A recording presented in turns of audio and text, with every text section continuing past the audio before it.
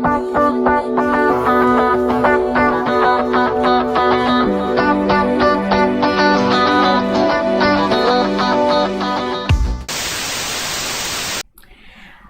halo Ruang Aman Mates, selamat datang di podcast Ruang Aman. Ruang Aman. Nah, kali ini kita bakal ngomongin topik yang sudah menjadi isu hangat belakangan ini nih. Nah, tapi sayangnya masih kurang banget awareness tentang topik kali ini. Maka dari itu, Ruang Aman akan menjadi teman ngobrol yang aman dan nyaman buat kalian. Topiknya apa sih? Nah, topik kali ini adalah mewujudkan ruang intelektual yang bebas kekerasan seksual. Sobat Ruang Aman pasti setuju kan, bahwa tema kekerasan seksual ini tidak bisa kita pandang sebelah mata. Kekerasan seksual di kampus bukan lagi cerita lama. Ini real, nyata, dan ini waktu kita untuk berbicara. Bersama saya hari ini, seorang dosen dan psikolog, teman ngobrol kita hari ini Ibu Pamela Andari Priyuda, Magister Psikolog. Selamat datang Ibu Pamela, gimana kabarnya? Oke, alhamdulillah baik. Halo Mbak Fiona ya panggilnya? Iya, Vio. Vio. Oke, halo Mbak Vio. Ya, halo. Alhamdulillah. Gimana Bu, akhir-akhir ini jadwalnya padat? Ya gitu, ya biasa lah. Ya biasa. Tapi akhir-akhirnya agak-agak slow ya, karena mahasiswa udah mulai mau UAS ya? UAS, jadi minggu tenang, dosennya juga mulai tenang. Kalau saya minggu panik sih. Okay. Semoga semua kegiatannya berjalan dengan lancar. Amin. Nah, Sobat Ruang Aman, langsung aja kita tanya-tanya dan ngobrol sama Bu Pamela tentang lingkungan bebas kekerasan seksual. Nah, menurut Ibu Pamela sendiri sebagai dosen dan psikolog, lingkungan kampus yang bebas kekerasan seksual itu seperti apa sih? Oke, tentunya lingkungan yang bebas dari kekerasan seksual itu sendiri, di mana semua orang terjamin keamanannya, terhindar dari kekerasan seksual, sehingga seluruh aktivitas akademika yang ada di kampus bisa belajar dan tumbuh secara sehat dan sejahtera, sehingga dia bisa mencapai potensi optimalnya. Kurang lebih kayak gitu Mbak Fiona. Setuju banget nih Bu, karena kan kita tuh di lingkungan kampus yang notabene pasti semua itu di sini untuk belajar ya Bu. Nah, ketika ada hambatan kekerasan seksual itu pasti akan sangat membantu. Nah, lalu kenapa sih menurut Bu Pamela lingkungan yang bebas kekerasan seksual itu penting sekali untuk diciptakan di lingkungan kampus nih? Oke, nah karena sebenarnya begini, kekerasan seksual itu bisa terjadi di mana aja sebenarnya. Nah, tapi kenapa kok di kampus ini penting ya? Karena kita tahu mungkin para mahasiswa ini jauh dari lingkungan keluarga, jauh dari orang-orang yang dianggap bisa menolong segala macam, sehingga ketika berada di kampus, apalagi ini mahasiswanya datang dari berbagai pelosok di Indonesia, kita nggak tahu latar belakangnya, sehingga penting untuk kampus tuh menjamin keselamatan seluruh sivitasnya. Gitu. Ya, karena ini dampaknya kekerasan seksual ini tuh nggak cuma untuk saat ini, ternyata efeknya jauh panjang. Ya, jadi mungkin karena kekerasan seksual ini mungkin nanti akan berpengaruh pada misalnya kesehatan mentalnya, kesehatan fisiknya pasti, kemudian nanti kemampuan sosialnya, ya prestasinya. Nah kalau ini tidak segera ditindaklanjuti, nah itu mungkin akan berpengaruh pada misalnya yang muncul gejala depresi, kecemasan, dan mungkin kita pernah dengar beberapa kasus yang bahkan sampai melakukan upaya percobaan bunuh diri karena mendapatkan kekerasan seksual. Gitu. Jadi ini kelihatannya sepele, tapi ternyata sepenting itu. Ya betul, pengaruhi hajat hidup jauh ke belakang. Gitu ya. Iya, setuju banget sih. Kalau kekerasan seksual tuh memang bisa terjadi di mana aja, nggak melihat tempat dan kepada siapa aja. Gak mandang gender juga ya Bu? Betul, ya jadi sebenarnya kekerasan seksual itu nggak cuma untuk perempuan, laki-laki juga rentan terhadap kekerasan seksual. Benar, setuju.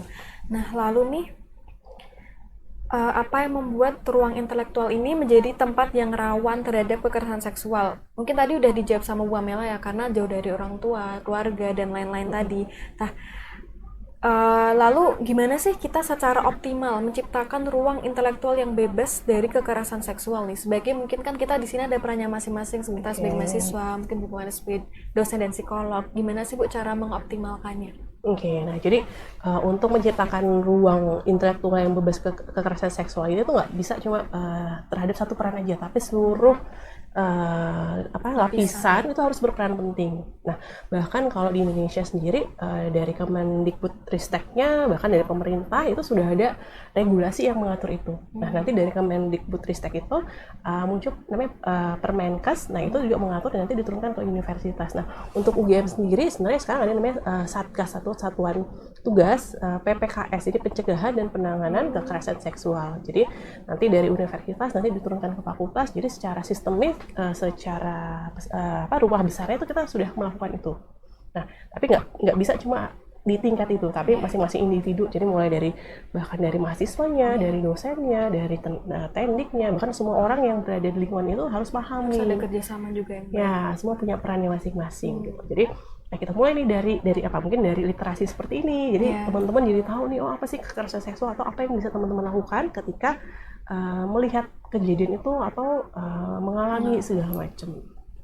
Nah, setuju banget Bu, karena sering banget saya dengar kalau kasus ini tuh memang kurang di-up, terus awareness tentang kasus kekerasan seksual di lingkungan kampus itu belum terlalu banyak yang tahu gitu Bu. Lalu membahas lebih jauh tentang kekerasan seksual di kampus, kita perlu tahu dulu nih, apa sih sebenarnya kekerasan seksual itu, dan juga apa saja yang termasuk dalam kekerasan seksual. Nah, menurut Bu Pamela, apa tuh yang tentang kekerasan seksual dan apa saja yang termasuk kekerasan seksual? Oke, jadi kalau dari berdasarkan peraturan rektor UGM sendiri, yang termasuk atau yang disebut dengan kekerasan seksual adalah setiap perbuatan yang merendahkan, menghina, melecehkan, menimbulkan perasaan tidak nyaman, dan atau menyerang tubuh, fungsi reproduksi seseorang. Dan ini biasanya terjadi karena adanya ketimpangan relasi atau power yang berakibat pada misalnya penderitaan psikis atau fisik, termasuk kesehatan reproduksi dan hilangnya kesempatan untuk mendapatkan pendidikan, penelitian, dan pengabdian kepada masyarakat dengan aman dan optimal. Jadi itu yang disebut dengan kekerasan seksual dalam konteks UGM gitu Pak. Jadi segala hal yang akhirnya mengganggu pendidikan, penelitian, dan pengabdian masyarakat. Betul. Nah, ternyata ini pun kekerasan seksual itu bentuknya tuh ada berbagai macam, nggak cuma yang kita tahu misalnya apakah hanya perkosaan atau misalnya ketika kita mendapatkan sentuhan fisik, ternyata tuh enggak. Jadi secara garis besar kekerasan seksual itu dibagi 4. Yang pertama adalah kekerasan seksual verbal. Nah, misalnya ini contohnya adalah mungkin teman-teman alami mungkin dulu waktu sekolah atau waktu kuliah, ya misalnya catcalling, jadi misalnya di sweet-sweetin atau misalnya di apain biasanya. Mbak Fiona mungkin pernah ngalamin nggak? Sering banget tuh kalau catcalling itu kayak kita jalan biasa aja, mau pakai pakaian apapun itu tetap aja di catcalling. Oke, nah itu sebenarnya sudah termasuk terhadap dalam kekerasan seksual loh. Iya. Ya, nah itu ada verbal, dan kemudian ada kekerasan seksual yang fisik. Nah, fisik itu jelas ya berupa sentuhan, terus misalnya ciuman, atau misalnya lebih lanjut lagi misalnya upaya untuk perkosaan gitu, itu secara fisik. Nah, non fisik itu ada lagi, misalnya dengan misalnya dengan tatapan mata yang sensual, atau mencoba untuk mengintip hal-hal yang berbau seksual, itu termasuk kekerasan seksual. Dan kemudian yang lebih lanjut lagi adalah kekerasan seksual dari hal teknologi dan informasi dan komunikasi. Misalnya apa? Misalnya ketika orang mengambil gambar kita dan menyebarkannya ke tanpa seizin, itu termasuk kekerasan seksual gitu. Atau misalnya juga meletakkan CCTV itu di ruang kamar mandi, segala itu juga termasuk kekerasan seksual gitu. Jadi kalau berdasarkan peraturan UGM sendiri itu sebenarnya ada 21 bentuk atau jenis kekerasan seksual. Nah, mungkin kita baca ini ya biar teman-teman juga tahu nih apa aja sih yang termasuk kekerasan seksual. Nah, pertama adalah menyampaikan ujaran yang mendiskriminasi atau melecehkan tampilan fisik, misalnya kondisi tubuh atau identitas gender korban. Berarti ternyata nggak cuma secara seksual, tapi gender pun itu termasuk kekerasan. Udah termasuk ya? Ya, misalnya menyebut bahwa si itu misalnya dia gemulai segala macam, itu termasuk pelecehan. Oke, kemudian adalah memperlihatkan alat kelamin dengan sengaja tanpa sepengetahuan atau sepersetujuan korban, itu termasuk pelecehan juga. Mungkin di sini saya dulu pernah mengalami mungkin tidak di kampus tapi di luar kampus, jadi waktu itu namanya exhibition. Ya, masih pernah ketemu nggak? Pernah waktu SMP dulu sering. Ya, nah itu juga termasuk pelecehan seksual. Kemudian menyampaikan ucapan yang misalnya berupa rayuan, lelucon atau siulan yang bernuansa seksual pada korban, itu juga termasuk pelecehan seksual. Oke, kemudian adalah menatap korban secara seksual sehingga membuat korban tidak nyaman pun, itu juga kekerasan gitu. Nah, kemudian lagi adalah mengirimkan pesan, lucon, gambar, foto, atau mungkin emot atau stiker-stiker di WA yang itu nuansa seksual, itu juga termasuk kekerasan gitu. Nah, kemudian adalah mengambil, merekam, atau mengedarkan foto dan rekaman audio atau visual korban yang bernuansa seksual tanpa sepersetujuan, itu juga termasuk kekerasan. Kemudian lagi adalah misalnya menyebarkan informasi terkait tubuh atau pribadi korban yang bernuansa seksual, kemudian mengintip dengan sengaja atau melihat korban yang sedang melakukan kegiatan secara pribadi atau pada ruang yang sifatnya tertutup, itu juga kekerasan gitu. Kemudian membujuk, menjanjikan, menawarkan sesuatu, atau mengancam untuk melakukan transaksi atau kegiatan seksual yang tidak disetujui oleh korban, itu juga termasuk kekerasan. Banyak ya Mbak Fiona ya? Iya, ternyata. Nah, mungkin masih banyak lagi nih, misalnya apa ya, pertama tadi menyentuh, mengusap, meraba tanpa sepersetujuan, kemudian melakukan penetrasi dengan benda atau bagian tubuh selain alat kelamin pun itu termasuk kekerasan seksual juga. Kemudian memaksa atau memperdayai korban untuk hamil atau melakukan aborsi pun itu juga termasuk kekerasan seksual gitu. Jadi nggak cuma sekedar perkosaan, tapi hal-hal yang menjurus mengarah ke seksualitas itu termasuk kekerasan. Tapi di sini guys bawahi adalah tanpa sepersetujuan korban. Iya. Oke. Ternyata banyak banget bentuk kekerasan seksual dan ada beberapa yang juga saya baru tahu loh Bu. Dan menurut saya itu tuh hal yang benar-benar penting banget buat diketahui kita sebagai sivitas akademik gitu, karena kita perlu aware gitu ya. Aware, kita juga bisa membantu mencegahnya gitu dengan cukup mengedukasi diri gitu Bu. Jadi karena yang sudah dikasih tahu Bu Pamela tadi bahwa dampaknya tuh besar banget gitu. Jadi memang edukasi mengenai kekerasan seksual ini tuh sangat penting banget. Oke, mungkin nambahin sedikit Mbak Fiona, jadi selain kita bisa mencegah terjadinya, mungkin kita jadi aware juga nih, mungkin selama ini kita melakukan, tapi kita nggak tahu itu kekerasan. Jadi bisa jadi bahan evaluasi juga nih kepada semua di sini, baik perempuan atau laki. Oh ternyata ketika kita misalnya melakukan catcalling atau tujuan bercanda atau ngirim stiker-stiker yang seksual, itu juga termasuk pelecehan loh, kekerasan loh. Nah mungkin misalnya kita bisa memilah-milah nih, oh ternyata itu termasuk kekerasan gitu. Jadi kita terhindar menjadi pelaku juga. Jangan sampai menjadi pelaku. Karena hal yang paling bahaya juga tuh kita melakukan sesuatu yang salah tapi kita nggak menyadarinya. Ya, nggak sadar dan nggak tahu. Benar. Ya, jadi mulai sekarang tahu ya. Iya, makanya itu tujuan ruang aman Bu, biar kita tuh aware sama kekerasan seksual gitu. Nah, selanjutnya nih, tadi kan udah dijelasin sama Bu Pamela seperti apa sih kekerasan seksual itu. Nah, apa aja yang menjadi bentuk-bentuk kekerasan seksual. Nah, ada nih Bu pertanyaan dari teman-teman sekolah vokasi mengenai kasus kekerasan seksual. Nah, saya bacakan. Yang pertama, bagaimana membuat pelaku kekerasan seksual itu jera dan bagaimana penanganan KS di kampus agar adil. Terus apakah harus ada bukti seperti itu? Menurut Bu Pamela gimana? Oke, jadi apa yang harus dilakukan biar memberikan efek jera, yang pasti kita harus berani speak up, harus berani melaporkan. Jadi dengan kita melaporkan, orang-orang jadi aware nih, oh ternyata tuh itu tuh termasuk pelecehan, termasuk kekerasan. Jadi, nah UGM sendiri tuh sudah menyediakan jalur, jadi sudah ada langkah atau jalur proses pelaporan itu seperti apa. Jadi sehingga nanti ketika ada laporan itu benar-benar ditindaklanjuti secara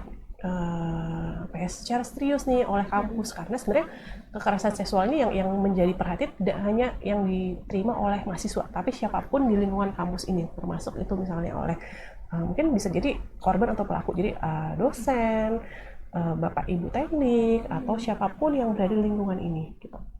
Jadi yang teman-teman lakukan adalah pertama teman-teman harus bercerita dulu nih ke orang yang dipercaya, atau misalnya ke dosen pembimbing atau ke teman. Nah nanti itu akhirnya nanti akan dilaporkan ke Satgas, namanya Satgas PPKS tadi, Satgas Penanganan dan Pencegahan Kekerasan Seksual di lingkungan kampus UGM. Jadi mau nggak mau memang kita harus speak up sehingga orang jadi tahu, oh ternyata itu tuh kekerasan. Nah, gimana biar dia jera? Ya dengan melaporkan, dan yang pasti nanti pihak kampus gitu ya pasti akan memberikan tindakan sanksi gitu. Ya, entah walaupun dosen sekalipun ketika itu terbukti sebagai kekerasan dia akan mendapatkan sanksi juga.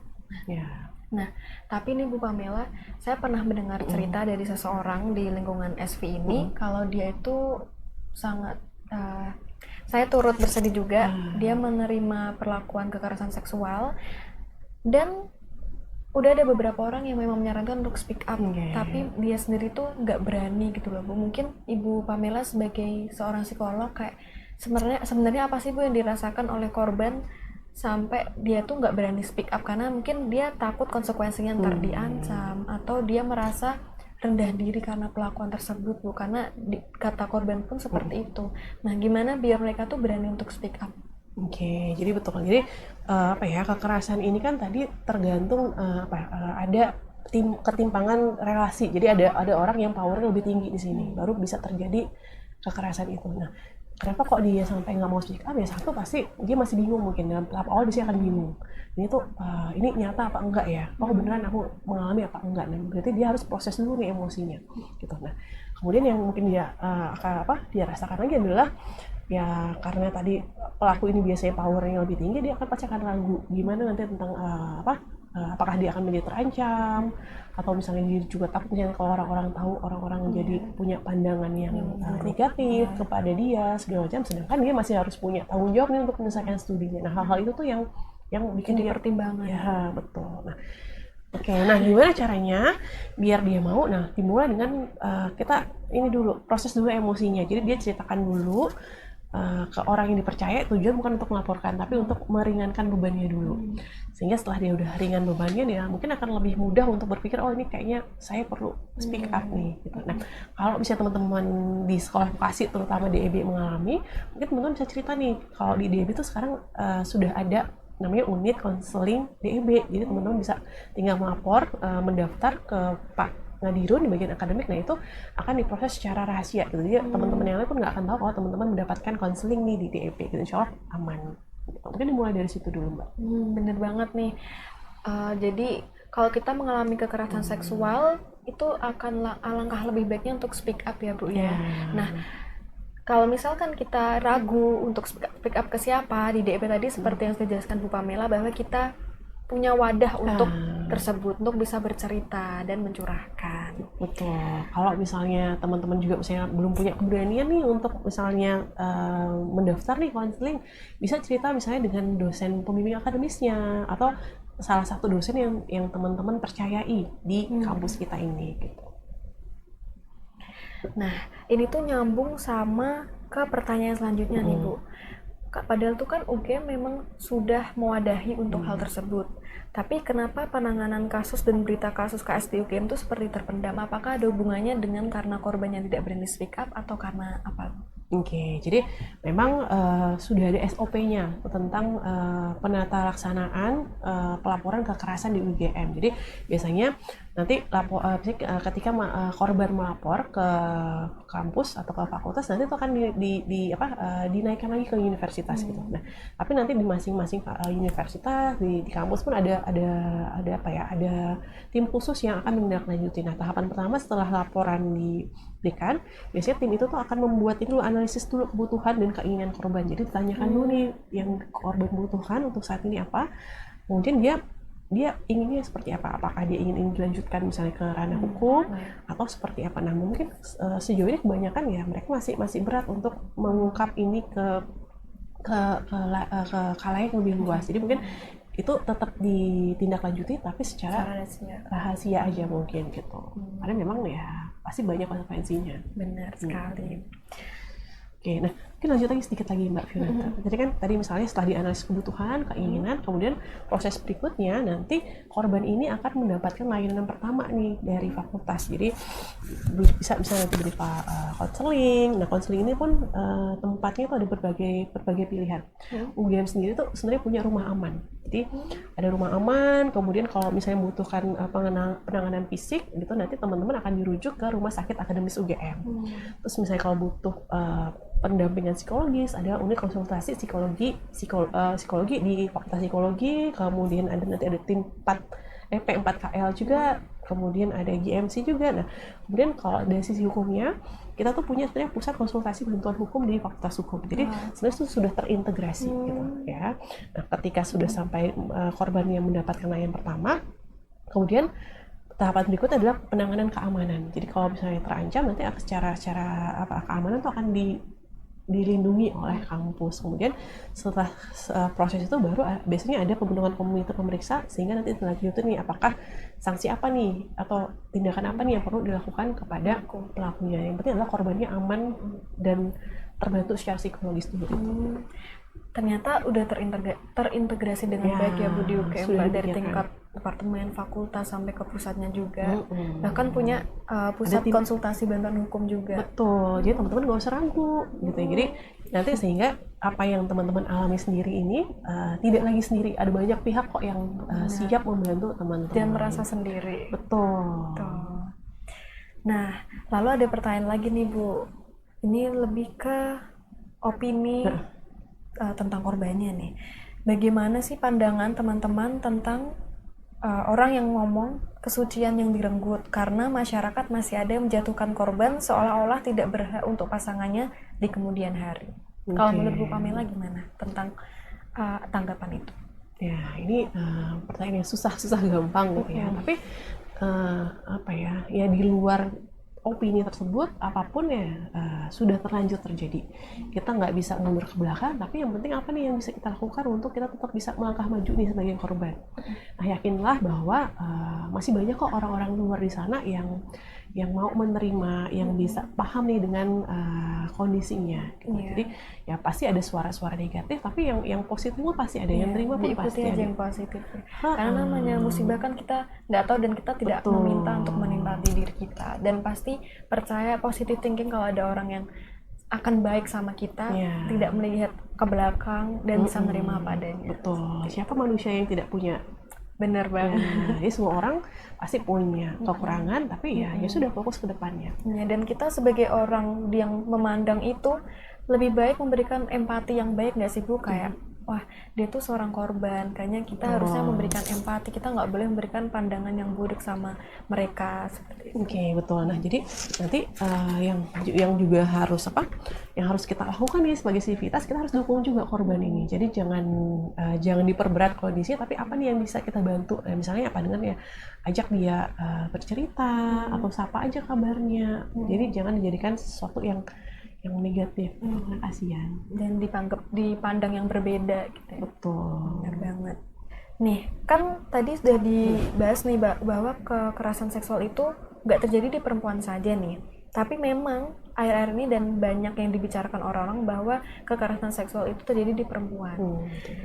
Biasanya nih yang disalahkan atau jadi pelaku kekerasan seksual itu laki-laki, padahal perempuan juga bisa tapi dinormalisasi. Bagaimana menurut kalian?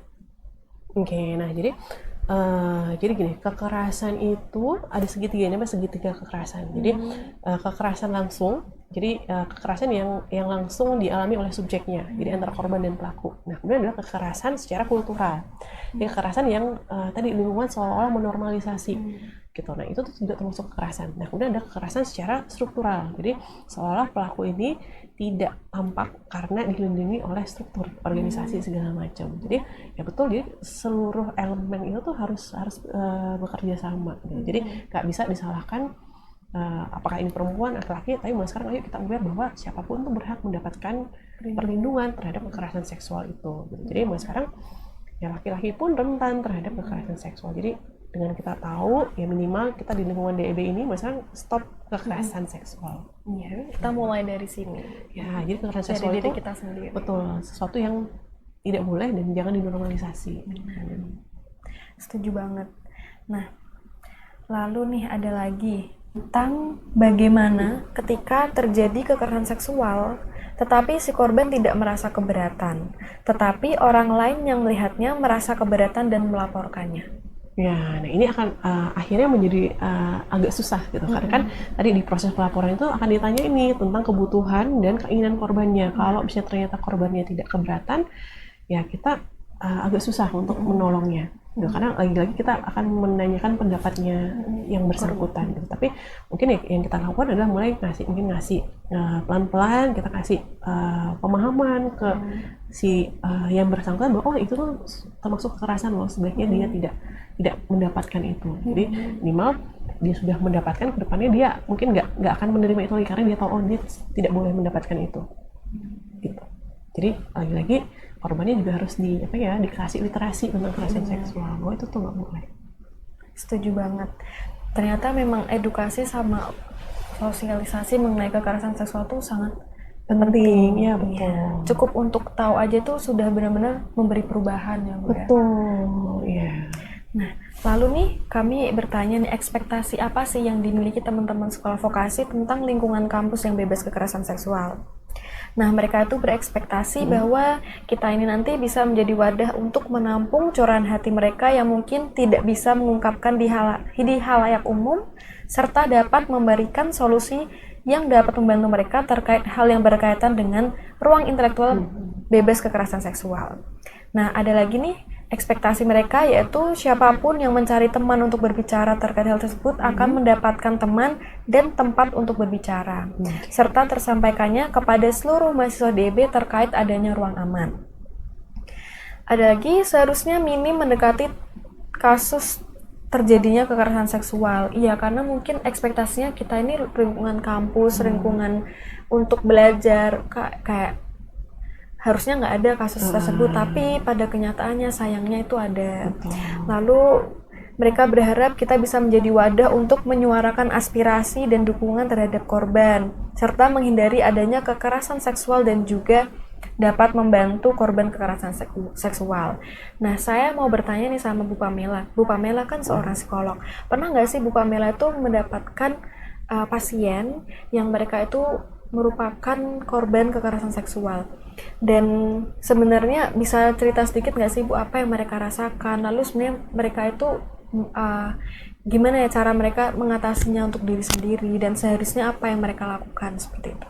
Oke, jadi kalau di ruang praktek sendiri ya ada beberapa kasus pelecehan seksual. Nah, ironinya kasus pelakunya itu biasanya adalah orang-orang terdekat korban. Gitu. Jadi karena tadi dan biasanya ini terjadi ketika mereka usia masih kecil. Nah, itu dilakukan oleh orang yang powernya lebih tinggi, sehingga kebanyakan dari mereka waktu itu sayangnya nggak speak up. Nah, ini akhirnya baru terasa efeknya ketika dewasa. Misalnya kok dia memiliki trust issue kepada lawan jenis, atau misalnya ketika membaca hal-hal yang berkaitan seksual dia sudah mengalami panic attack segala macam gitu. Nah, itu yang mereka rasakan ya pasti adalah mereka bingung harus seperti apa, karena satu sisi ya tadi merasa mungkin takut dimarahi oleh orang tuanya, takut dijauhin oleh teman-temannya segala macam. Tapi satu sisi mungkin ada ancaman juga di sana, jadi dia diancam oleh pelaku gitu. Dan pelaku ini kan biasanya powernya lebih tinggi gitu. Nah, itu yang efeknya ketika dewasa itu tadi, kemudian dia mungkin mulai muncul misalnya simptom-simptom atau gejala-gejala depresi. Nah, bisa seperti itu. Nah, yang harus dilakukan adalah ya tadi mulai dari literasi gitu. Jadi mereka tahu nih bahwa apa yang mereka alami itu termasuk kekerasan, dan itu perlu dilaporkan dan perlu ditangani baik secara hukum atau secara psikologis gitu. Nah, kenapa kok misalnya banyak yang nggak tahu ya, karena mungkin literasi kita tentang kekerasan seksual ini masih minim, dan apalagi kalau misalnya usianya masih anak kecil nggak paham juga ke arah sana. Betul ya. Jadi udah beberapa kali menanganinya Bu, dan memang separah itu ya dampaknya ya. Betul. Nah, mungkin lebih jauh lagi gini, ketika misalnya itu tadi kita kebanyakan membahasnya tentang perempuan. Nah, kalau misalnya terjadi kekerasan seksual ini pada laki-laki, itu efeknya juga besar, jangka panjang. Satu, mungkin mereka pada akhirnya itu berpengaruh pada orientasi seksualnya juga. Ya, kemudian mereka juga rentan menjadi pelaku juga biasanya gitu. Jadi mungkin sebagai upaya balas dendam, atau mereka tidak paham itu apa, tapi pada akhirnya kebanyakan tuh melakukan hal yang sama, sehingga itu akhirnya jadi sesuatu yang dampaknya bisa berbagai bentuk ya Bu. Betul. Bisa jadi tadi jadi pelaku, atau jadi orientasi seksualnya yang atau misalnya jadi rentan terhadap depresi gitu. Nah, tadi kan udah cerita nih tentang pengalaman Bu Pamela menangani kasus tersebut. Nah, saya kepikiran nih Bu, kalau kayaknya kita juga perlu untuk menyuarakan kepada sobat ruang aman nih, bahwa kita di sini mungkin sebagai pihak yang sering mendengar atau yang hidup berdampingan dengan kasus-kasus tersebut, sebaiknya kita bisa memandang itu sebagai hal positifnya, karena banyak omongan-omongan negatif tersebut tuh juga ternyata berpengaruh secara eksternal ke diri korbannya gitu. Menurut Bu Pamela, sebenarnya kita harusnya ngapain sih Bu kalau kita tuh ada melihat ada kasus tersebut gitu? Oke, jadi apa yang perlu kita lakukan ya, pertama kita harus tidak boleh cuma melihat dan diam. Kita harus pertama adalah menolong dulu. Kalau misalnya itu terjadi di depan mata kita, ya mungkin kalau misalnya tadi ada catcalling segala macam ya, kita bisa memberi tahu bahwa oh itu termasuk kekerasan seksual loh, oh itu tidak boleh loh. Atau misalnya ketika kita melihat dan itu berbahaya, ya kita perlu melapor nih ke pihak yang punya bisa membantu, misalnya lapor ke Pak Satpam, SKK atau dosen atau orang-orang yang lebih dewasa di sekitar kita, sehingga ada perlindungan nih, ada pertolongan nih. Jadi kadang-kadang ketika kita melihat itu, kita sebagai yang melihat juga kadang secara psikologis akan terganggu juga. Aku harus seperti apa? Nah, jadi dengan kita semua sini sudah mulai punya literasi tentang ini, kita mulai paham nih apa yang harus dilakukan. Jadi nanti kita mungkin akan bahas sedikit apa nih yang perlu kita lakukan untuk menciptakan atau mencegah kekerasan seksual nih di lingkungan kampus kita. Nah, yang pertama adalah satu nih, mulai dia benar sekali dari literasi. Jadi semua pihak yang terlibat, semua sivitas akademika harus benar-benar memahami tentang kekerasan seksual itu sendiri gitu ya. Kemudian harus tahu juga nih ketika itu terjadi, apa nih harus dilakukan, bagaimana proses pelaporannya gitu. Jadi dengan kita semua sudah punya bekal itu, ketika melihat kita udah nggak kaget lagi. Pas kejadian pasti akan kaget, tapi setelah kita bisa menguasai emosi, oh aku harus melakukan ini nih. Nah itu kita udah punya bekal. Nah kemudian adalah bagi mungkin perempuan ataupun laki-laki ya, hindari tempat-tempat yang berbahaya. Misalnya tempat-tempat yang gelap, tempat-tempat yang sepi. Misalnya kalau sudah maghrib atau sudah sepi ya mungkin ya sebaiknya ya segera pulang atau cari tempat yang ramai gitu. Nah kemudian mulai jangan percaya penuh kepada semua orang.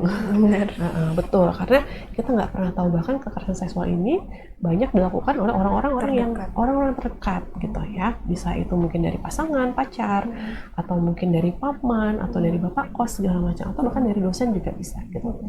Nah kemudian teman-teman harus belajar untuk mempercayai dan mendengarkan insting bahaya dari diri kita. Jadi kalau misalnya rasanya kita tidak aman, oh ini kok kayaknya ini ya, nggak apa-apa dipercayai. Jadi lebih baik kita mencegah, menghindar daripada kita menjadi korban. Gitu.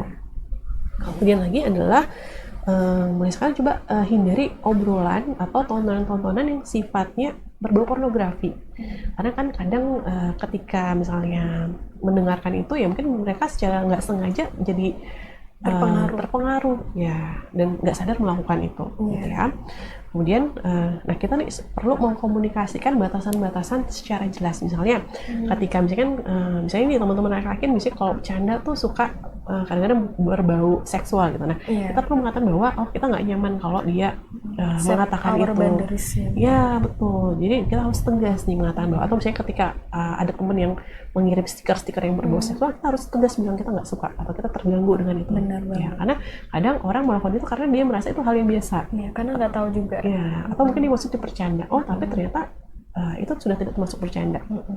Oke. Nah kemudian lagi adalah mungkin kita sebagai perempuan atau laki-laki kita perlu latihan bela diri.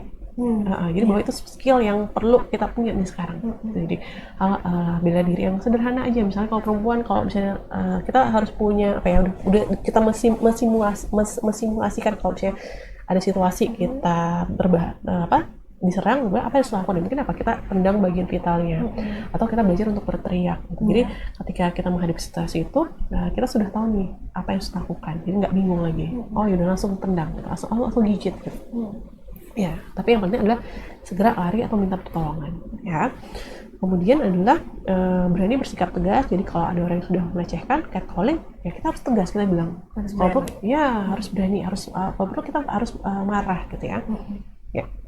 Kemudian adalah, nah ini penting, kita harus mulai sekarang teman-teman belajar nih sikap tubuh yang pede atau percaya diri. Karena kan tadi kan kekerasan itu terjadi terkait dengan ketimpangan power relasi. Jadi kalau kita pede, nah mereka akan nggak berani karena merasa bahwa powernya sama. Tapi ketika kita misalnya pemalu, pendiam, rendah diri, bisa mengintimidasi kita. Ya, dia merasa punya power dan kita akan kalah. Nah itu akan terjadi biasanya. Jadi sekarang ayo kita berlatih untuk punya sikap tubuh pede minimal, walaupun belum pede tapi sikap tubuhnya pede dulu.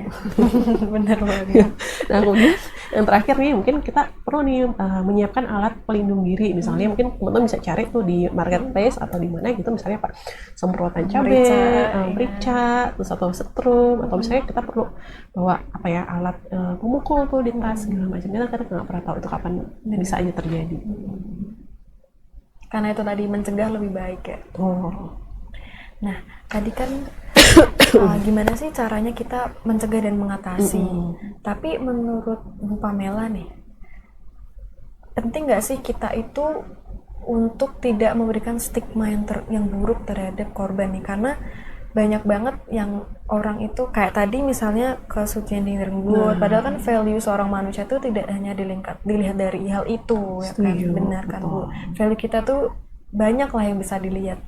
Terus banyak juga yang bilang ke korban itu kalau dia nggak punya masa depan, terus hal itu menjadi labeling dia sampai kemana-mana kayak gitu. Padahal kan itu suatu musibah. Menurut Bu Pamela penting nggak sih kita tuh untuk menghilangkan stigma-stigma negatif itu? Betul, jadi penting untuk kita menyadari bahwa stigma-stigma itulah yang pada akhirnya akan jauh lebih merusak mentalnya si korban ini.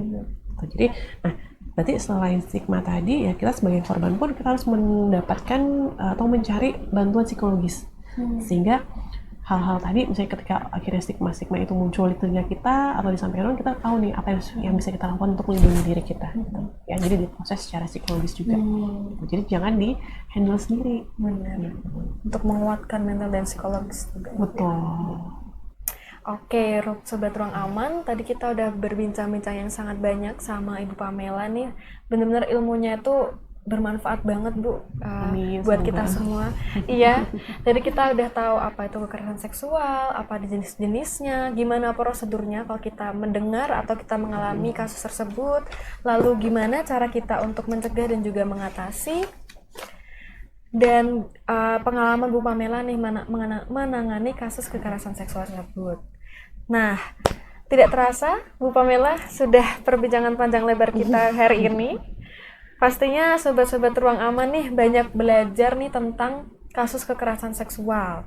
Nah, mungkin sebelum kita tutup podcast ini, mungkin apakah ada closing statement dari Bu Pamela nih terkait topik kita kali ini, yaitu ruang intelektual yang bebas kekerasan seksual. Oke, jadi mungkin sebelum closing statement, mungkin saya mau memberikan informasi nih tentang ternyata UGM tuh punya hotline PPKS. Jadi kalau teman-teman mengalami kekerasan seksual, teman-teman bisa menghubungi hotline ini di nomor 0822 203 62588. Jadi itu 24 jam teman-teman bisa hubungi itu. Atau teman-teman bisa buka websitenya di satgasppks.ugm.ac.id. Nah, mungkin kalau misalnya teman-teman tidak bisa mengakses itu, hubungi siapapun dosen yang bisa bantu dan dipercaya gitu. Nah, mungkin closing statement-nya adalah mulai sekarang ayo kita nyatakan tidak untuk kekerasan seksual. Ayo kita dukung korban dan mulai sekarang cegah kekerasan seksual di lingkungan kampus kita tercinta. Terima kasih Bu Pamela. Kita udah sampai di ujung podcast kali ini. Dan mari kita bersama-sama melawan kekerasan seksual di kampus. Jangan diam, dengarkan dan dukung mereka yang membutuhkan bantuan. Bersama saya, Fiona Laila dan Ibu Pamela, pamit undur diri. Sampai jumpa di episode selanjutnya. Terima kasih Bu Pamela. Sama-sama, terima kasih. Dadah Sobat Ruang Aman.